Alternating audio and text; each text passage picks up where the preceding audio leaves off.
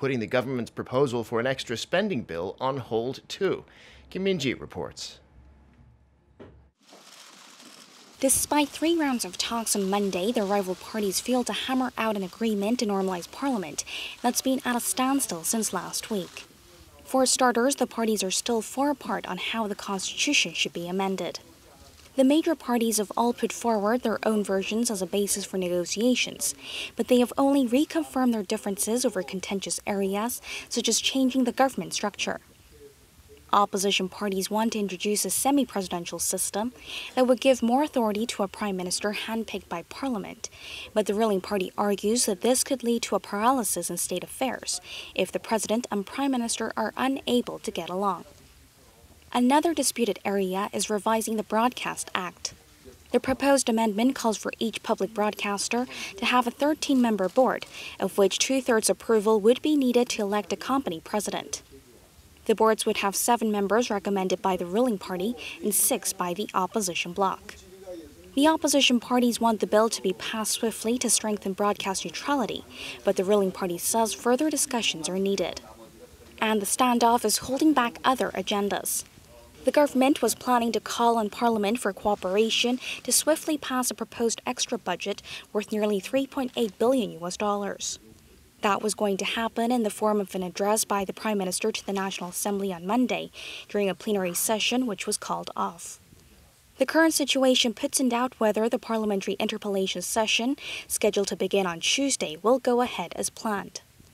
Parliament has already wasted a week with no work done, and they've got a stack of agendas to go through in April.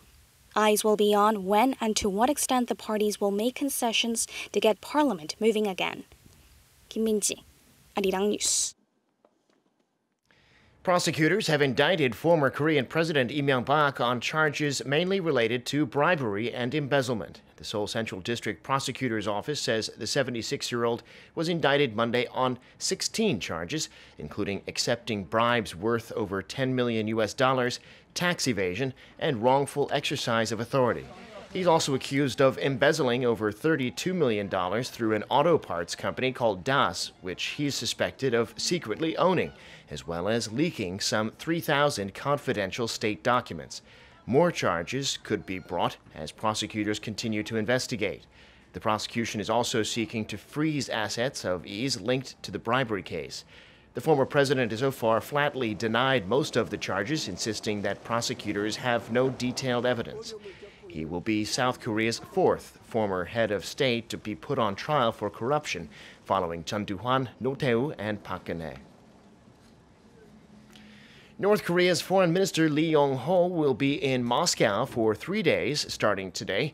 He'll be meeting with his Russian counterpart Sergei Lavrov, on Tuesday. Russia's foreign ministry says Lee and Lavrov will discuss a range of bilateral and international issues, with much of the focus on the Korean peninsula. Moscow also expressed support for Pyongyang's efforts to improve relations with South Korea and talk directly with the U.S. Lee's visit to Russia follows his trip to Azerbaijan last week for a multilateral summit and to Beijing for talks with his Chinese counterpart Wang Yi. It's thought North Korea is trying to shore up support abroad for its back-to-back summits with Seoul and Washington in the coming weeks. North Korea has been recently using sport to reach out to the rest of the world after it joined in the 2018 Pyeongchang Winter Olympics. And over the weekend, the North once again invited foreign runners to participate in an annual marathon. Kim Ji-yeon reports.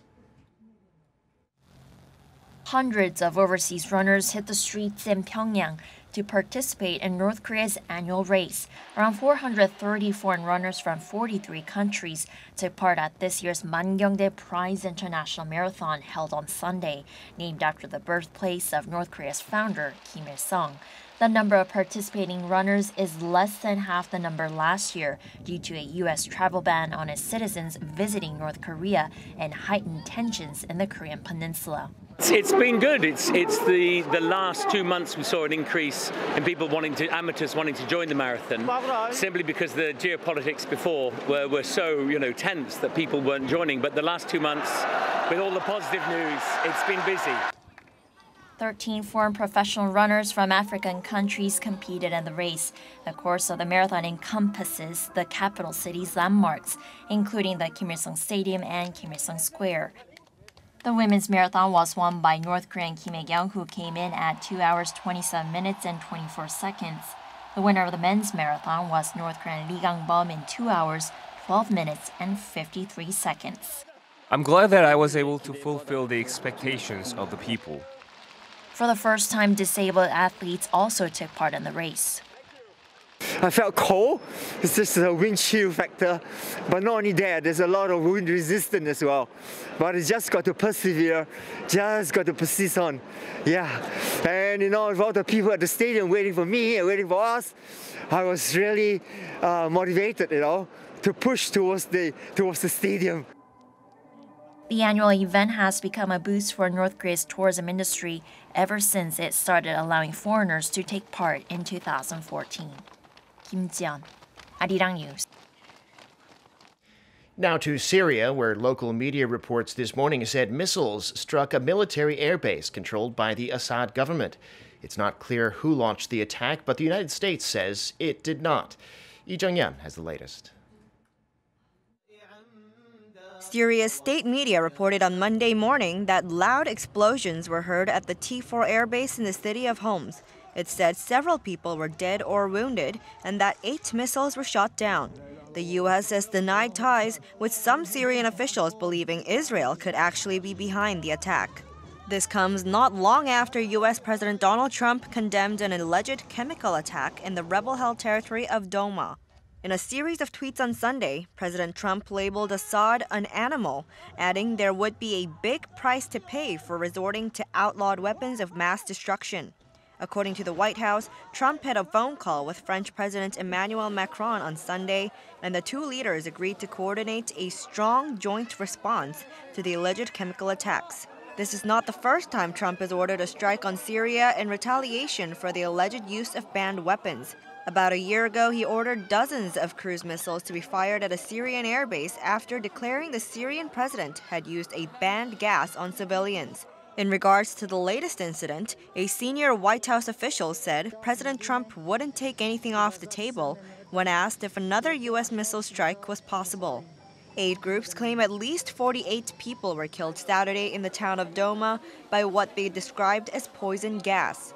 Douma is the last rebel bastion in the eastern Ghouta region, which has mostly been overtaken by Syrian forces. Trump's hardline stance against Assad is nothing new, but what may be a surprise to many is his rare personal criticism of Russian President Vladimir Putin for supporting the Damascus government. Both the Syrian and Russian governments have denied launching any chemical attack, calling the reports fake. Iran, another ally of Damascus, also defended the Syrian regime. Russia's foreign ministry said the reports had been fabricated to create a pretext for a possible military intervention in Syria. Moscow's defense of Damascus comes amid widespread accusations from the West that the Kremlin was behind a nerve agent attack in England. Meanwhile, the UN Security Council will meet twice on Monday to debate the suspected attack after 9 of its 15 members called for an emergency meeting. Lee Jung-yeon, Arirang News. This spring, Korea has been choking under very high concentrations of fine dust pollution. Expert analysis now suggests that up to 69% of that dust was blown over from China. The National Institute of Environmental Research and the city of Seoul released the results of a study on Monday using ground and satellite data and atmospheric modeling. It found that while high dust levels in January were primarily from local sources, that was not the case in March. On the 23rd last month, foreign dust as a proportion reached a peak of 69%. On the days when it was highest, the 25th and 26th, when emergency measures were taken near Seoul, the foreign and domestic dust was just about 50-50. I'm Devin Whiting, and those are your news headlines for this hour.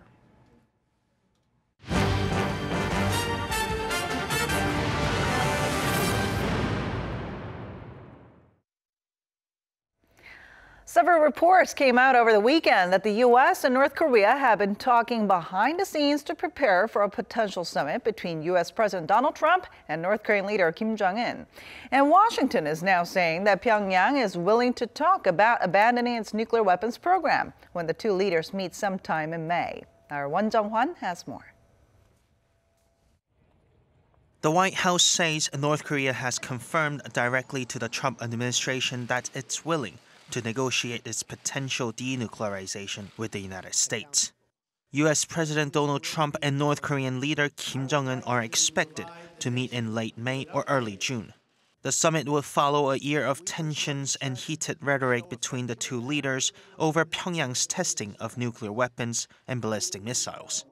And according to U.S. press reports during the weekend, the two sides have already been holding secret, direct talks in preparation for the summit.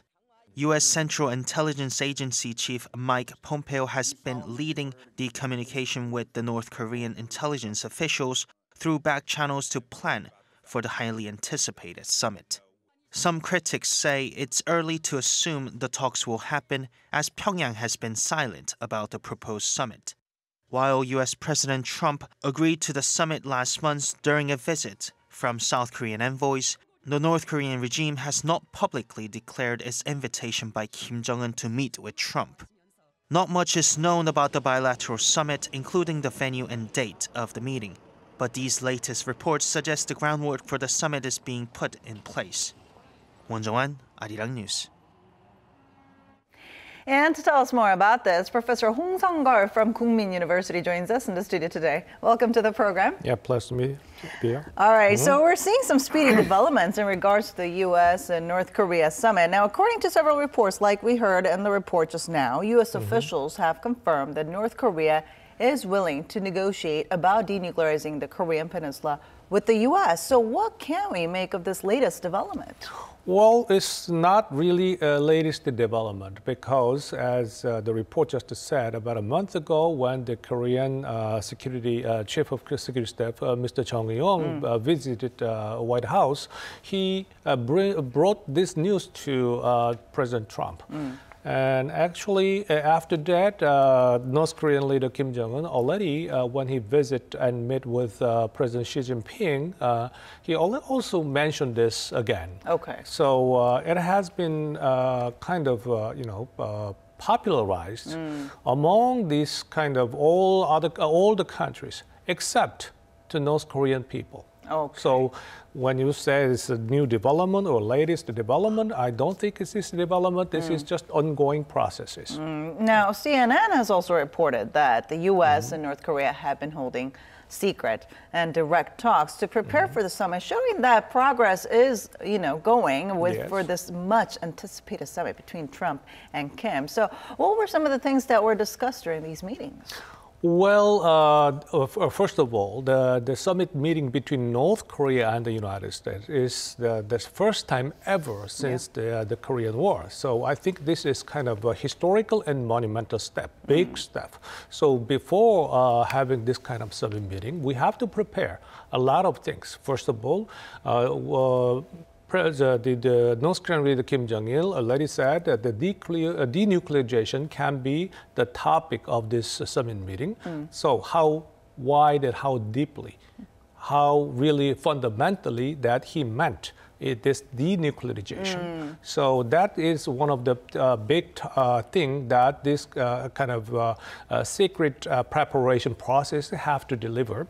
And also where the summit meeting will take place is another one that these people have to talk about, and all other things, because these two presidents, the leaders, have to meet, and then there can be a lot of things like all this security issues, what kind of, how big the staff meetings will be followed, and all these kind of things have to be discussed well before the summit meeting. And that's why they are talking and at the behind the scene. Yes. So it's good to hear about these ongoing preparations. Yeah, sure. But I think it's interesting, though, that the U.S. has used intelligence back channels to prepare for this summit, which is kind of different from what the U.S. has done before in order to prepare for previous summits that it had with other countries' leaders.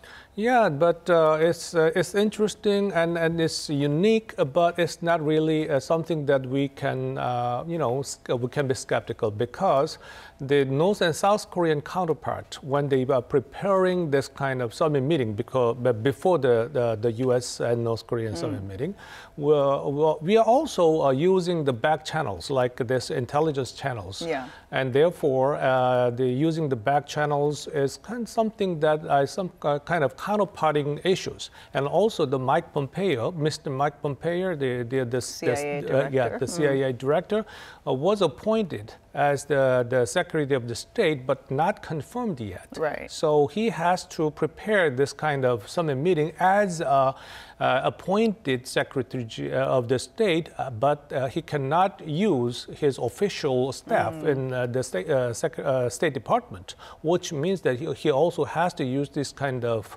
intelligence units for preparing this summit meeting. So I think it's natural. Okay, yeah. He kind of had no other choice, right? Yes, right. Now, there's also interest over where and when this U.S.-North Korea summit will take place. Now, we had some reports saying that the location under discussion is Ulaanbaatar, which is the capital of Mongolia, while some say that the summit itself could be postponed to past May.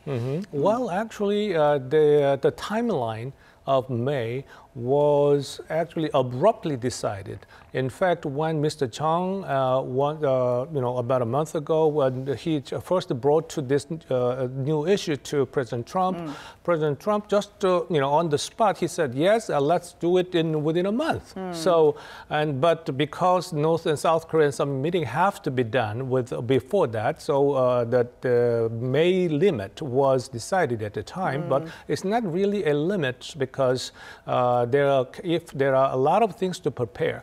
Well, when the two leaders are meeting, then most of the issues have to be resolved before that. Right. So what if there's just meeting with each other and we cannot agree anything?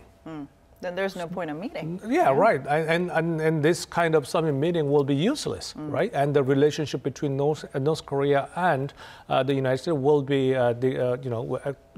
will be really, really in big trouble. Right. So I think, we have a lot of things to prepare, and then postponing this summit meeting into, say, for instance, June is kind of something that is making sense. Right. So it's not a bad thing that we're seeing this being postponed. But now, John Bolton is assuming office as the new U.S. National Security Advisor on Monday, and we know that he's the one who kind of advocated a preemptive attack on North Korea. So what would his new position affect? How would his new position affect the upcoming Trump-Kim summit?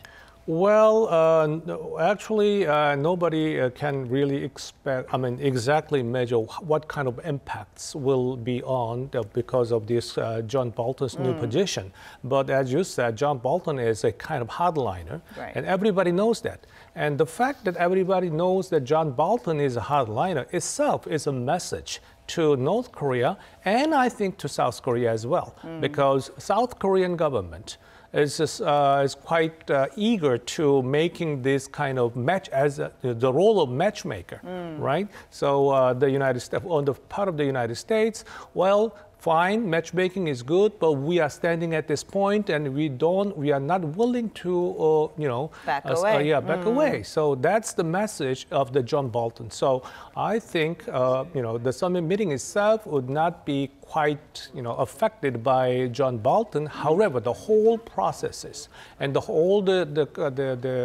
participants in the processes will be indirectly affected by by John Bolton's appointment psychologically. Well, not only his appointment, because Trump has been replacing a lot of his top diplomats Mike with Pompeo a lot of also, hardliners. Yes, so, now, how do preparations for the inter-Korean summit then, that's coming up on April 27th, compare to the preparations that we're seeing for the Trump-Kim summit? Well, the preparation between North and South is not difficult. As difficult as that the U.S. North Korean summit, because already Kim Jong-un and President Moon Jae-in already had a lot of things in common ideas. So and all the steps, they all go back and forth between Pyongyang and Seoul. There are a lot of performing arts festivals have been done in both places. So I don't think this is a big problem. But the big issue is that President Moon and the South Korean government cannot compensate in terms of economic benefits to North Korea. And North Korean leaders knew this fact very well, but North Korean economic situations are really pretty bad at this moment. So there can be some kind of issues on exchanging economic relationship. But that would be quite limited because of the banning of the sanctions of the United Nations and international community.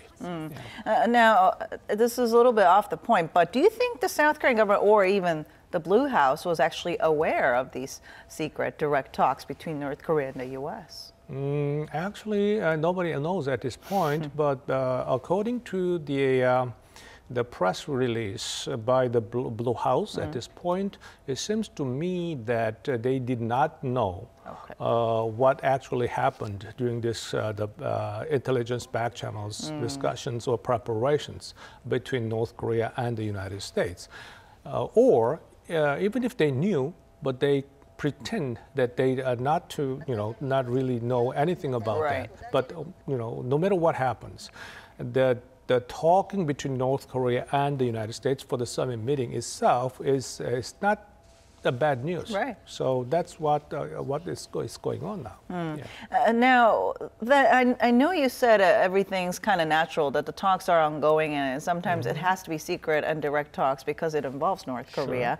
But I mean, what can we make of Washington's moves, I guess? I mean, it hasn't really made any official announcements in regards to its preparations for the Trump-Kim summit. So. Well, on the part of Washington, well, they can make a lot of things depending upon what kind of actual agreement made between North Korea and the United States.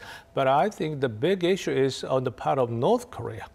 I think so far, as I said, North Korean people are the only people that do not know there will be summit meeting between North Korea and the United States. So as long as this kind of summit meeting will be scheduled, then I think at some point the North Korean Kim Jong-il and broadcasting also have to, Kim Jong-un have to tell the people that we are going to have a summit meeting with Mr. Trump.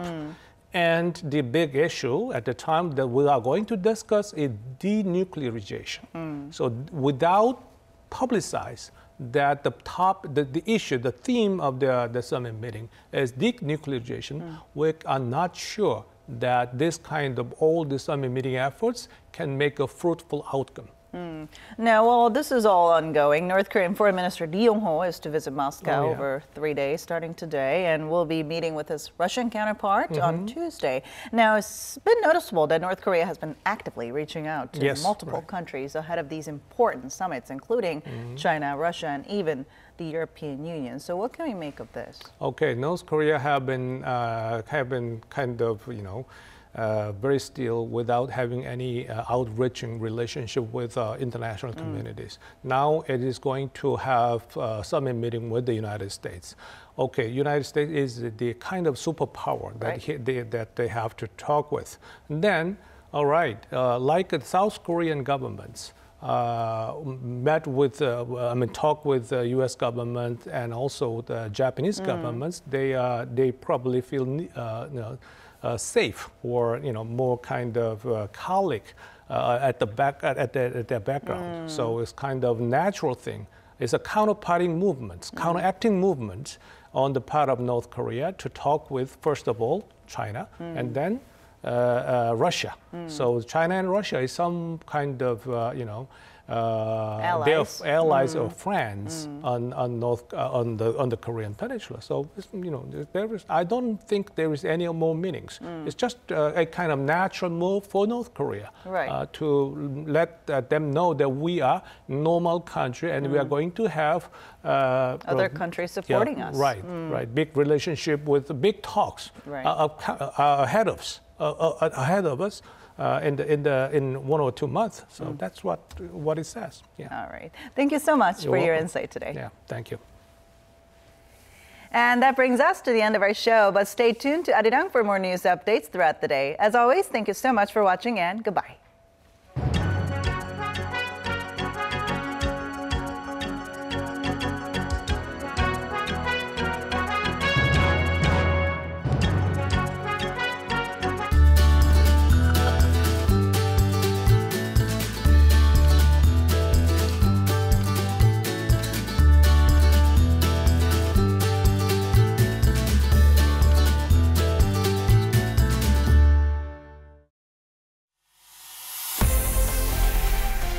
우리 민족들이 힘을 합쳐 공의를 이룩합시다.